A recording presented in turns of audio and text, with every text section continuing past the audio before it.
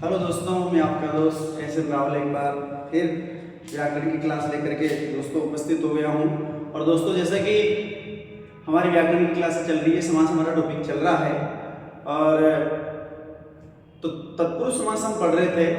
तो दोस्तों, यदि आप यूट्यूब चैनल से नए जुड़े हैं तो आप सब्सक्राइब कर लीजिए और यदि वीडियो अच्छा लगता है तो दोस्तों लाइक करिए, कमेंट करिए। आइए दोस्तों, क्लास शुरू करें। देखिए, हम पढ़ रहे थे तत्पुरुष समास। क्या पढ़ रहे थे? तत्पुरुष समास हम पढ़ रहे थे।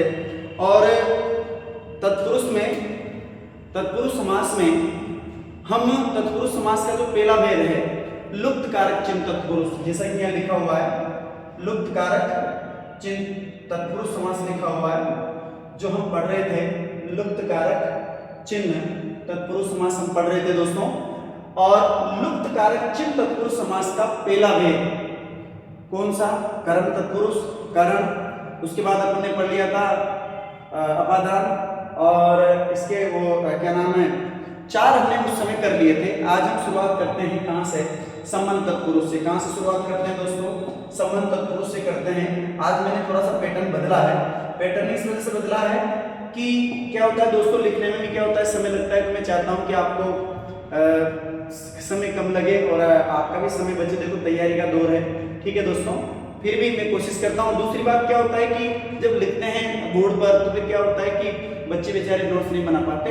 ऐसा इस वजह से मैंने किया है। आप बिल्कुल अच्छी तरह से क्या कर सकते हैं, नोट्स बना सकते हैं। तो आइए दोस्तों, क्लास की शुरुआत करते हैं। जैसा कि आपको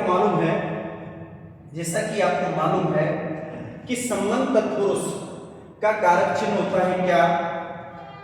का, की और के। ठीक है।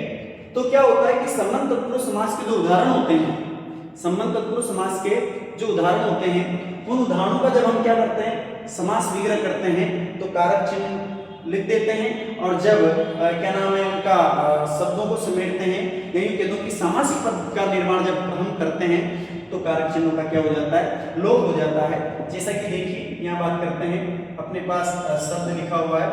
देखिए, बात करते हैं। हाँ, यहाँ पर मैं लिख देता हूँ पहले की, और अब देखिए बात करते हैं यहाँ से। हाँ, देखिए, पहला शब्द है अपना नरबली। क्या है? नरबली। अब समास विग्रह में पहले बता चुका हूँ आपको कि समास विग्रह का मतलब क्या होता है, जो सामासिक पद अपने सामने है उसका सही अर्थ अपने को प्रकट करना होता है। अब नरबली का समास विग्रह क्या होगा? नरबली का समास विग्रह हो जाएगा क्या? नर की बलि, यही होगा। और क्या होगा? इजी वे में हो गया। अच्छा, मतदाता। अब मतदाता किसको बोलते हैं? मत का दान करने वाला, यानी कि क्या कर सकते हैं, मत का दाता। इजी वे में आप समास विग्रह कर सकते हैं। प्राणदान। अब प्राणदान किसको बोलते हैं? प्राणों का दान,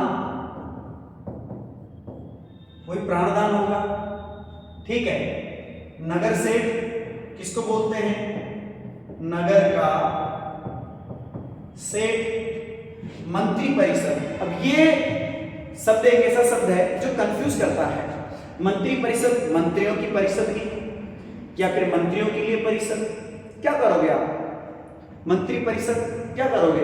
मंत्रियों के लिए परिषद करोगे या मंत्रियों की परिषद करोगे? क्या करोगे?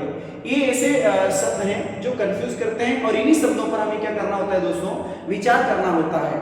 ठीक है। इनमें तो कुछ दिक्कत है नहीं, नगर सेठ, नगर का सेठ, प्राणदान, प्राणों का दान, मतदाता, मत का दाता, ये तो सबको आता भी है और सब समास विग्रह कर लेते हैं। ये ऐसा शब्द है जो कंफ्यूज करने वाला है, और ऐसे शब्दों को हमें क्या करना है, टारगेट करना है। तो देखो दोस्तों, अच्छा, मंत्री परिषद क्या होती है? मंत्रियों के लिए परिषद थोड़ी होती है, मंत्रियों की परिषद होती है। मंत्री परिषद क्या होती है? मंत्रियों की परिषद होती है, जहां बैठ करके वो क्या करते हैं, कोई निर्णय लेते हैं। इस वजह से समास विग्रह क्या करेंगे, मंत्रियों की परिषद। अगला शब्द देखिए, जमींदार, यानी कि जमीन का क्या है, दार। दार का क्या होता है? मालिक। क्या होता है? मालिक। देखो, वापस लिख देता हूं मैं। देखिए, बात अपन करें, क्या हो जाएगा? जमींदार, जमीन का दार, यानी कि जमीन का मालिक। दार का मतलब क्या होता है? मालिक होता है। ठीक है दोस्तों, अगला शब्द है अपना कन्यादान। अब कन्यादान शब्द में कन्या के लिए दान थोड़ी होगा, कन्यादान का मतलब होता है कन्या का दान, और यदि कन्या के लिए दान लिखा हुआ है तो गलत है, फिर कन्या का दान क्या करेंगे, कन्या का दान करेंगे। ठीक है दोस्तों, अब आप स्क्रीनशॉट लीजिए, फिर आगे बढ़ते हैं।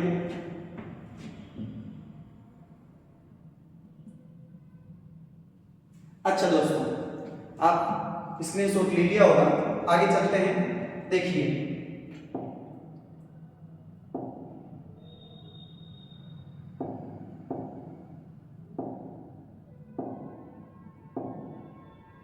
हाँ, बात करते हैं किस पर, अधिकरण तत्पुरुष पर बात करते हैं। किस पर बात करते हैं, अधिकरण तत्पुरुष पर बात करते हैं। 6 नंबर का अपना है, ठीक है। और आपको पता है कि लुप्त कारक चिन्ह तत्पुरुष समास जो होता है वो 6 प्रकार का होता है, यानी कि लुप्त कारक चिन्ह तत्पुरुष का अंतिम बात करें अपन भेद है या भाग है। अब सुनो, अधिकरण तत्पुरुष आपको पता है अधिकरण कारक में कारक चिन्ह क्या होते हैं, में पर, ये होते हैं अधिकरण तत्पुरुष में, अधिकरण कारक में पर। तो देखिए बात करेंगे यहाँ पर कि जब समास विग्रह करेंगे तो में और पर को बीच में लिख देंगे, दोनों पदों के बीच में लिख देंगे, और जब सामासिक पद बनाएंगे तो दोनों को क्या कर देंगे, हटा देंगे, जैसा कि यहाँ पर लिखा हुआ है। देखिए कविराज, अच्छा बताइए, कविराज मैंने लिखा। अब कविराज, कविराज का मतलब क्या होता है, कवियों का राजा? नहीं, कवियों का राजा नहीं होता। कविराज किसको बोलते हैं, जो कवियों में क्या हो, राजा हो, श्रेष्ठ हो, उसको कविराज बोलते हैं। तो क्या करेंगे, बोलेंगे, लिखेंगे कवियों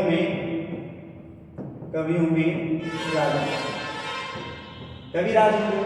ठीक है, आप बीती दो सी बार बोलते हैं, आप बीती सुनाइए, आप पर बीती। अब आप जो शब्द है ये थोड़ा क्या कंफ्यूज करता है, तो आप बीती का हम कर देंगे अपने पर बीती हुई, उसी को क्या बोलते हैं, आप बीती। अपने पर बीती हुई या स्वयं पर बीती हुई, ये भी कर सकते हो आप। लोकप्रिय, ये शब्द बहुत अच्छा है, लोकप्रिय, ये भी कंफ्यूज करने वाला है। लोकप्रिय, लोक में प्रिय या लोक का प्रिय? लोक का मतलब क्या होता है, संसार। तो संसार को प्रिय होगा कि संसार में प्रिय होगा? संसार में प्रिय होगा। इस वजह से हम समास विग्रह करेंगे लोक में प्रिय। ठीक है दोस्तों, आगे देखिए, हरफन मोला।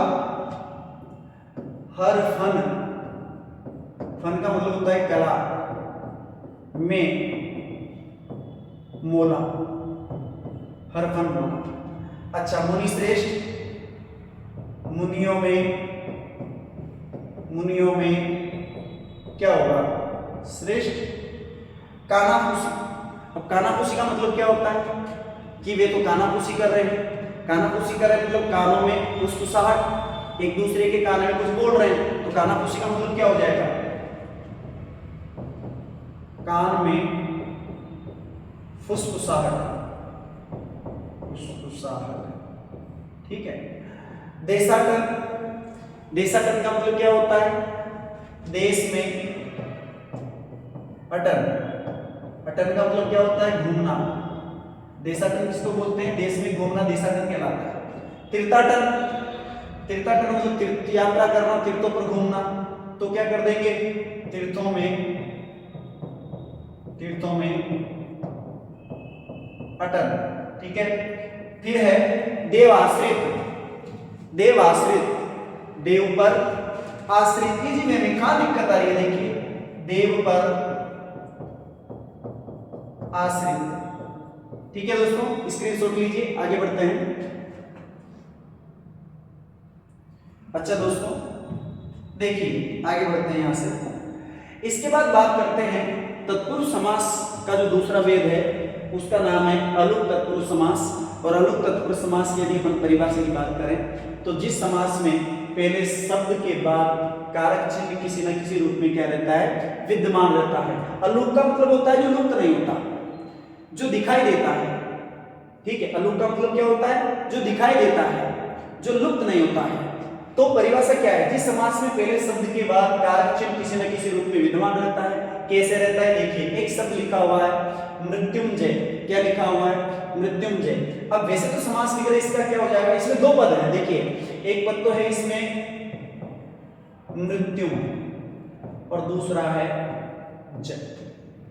और आपको पता होगा दोस्तों, संस्कृत में यदि अपन बात करें, राम शब्द की यदि अपन बात करते हैं तो बात करें कि क्या नाम से राम शब्द का जब उच्चारण करते हैं तो क्या होता है, द्वितीय विभक्ति में क्या होता है, रामम रामो रामा रामम, यानी कि बात अपन करें ये म जो है, ये म जो है ये द्वितीय विभक्ति है और इसी द्वितीय विभक्ति को हिंदी में क्या बोलते हैं, कर्म बोलते हैं। क्या बोलते हैं?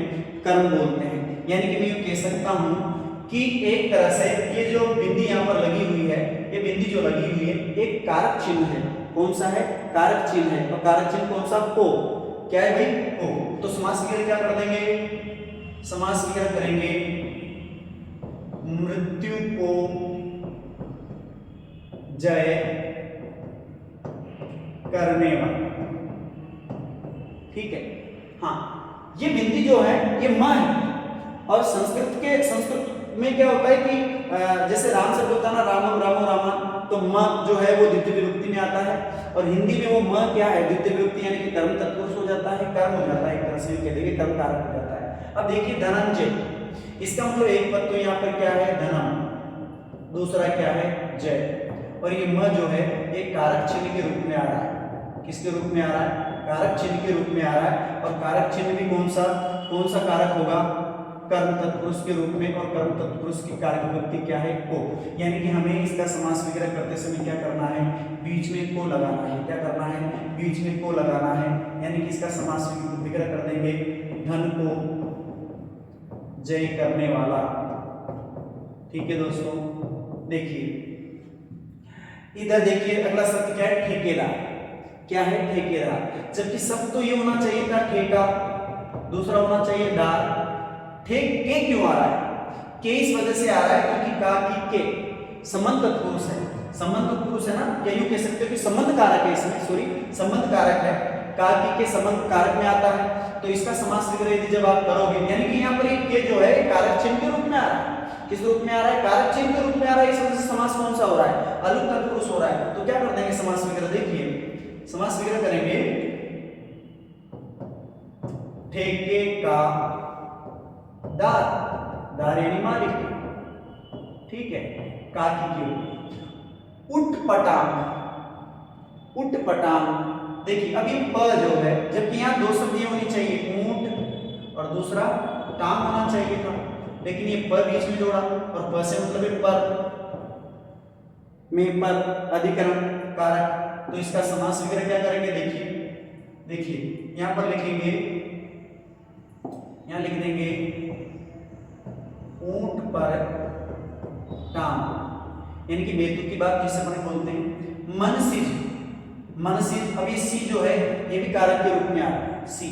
देखिए समास विग्रह करेंगे मन में जन्म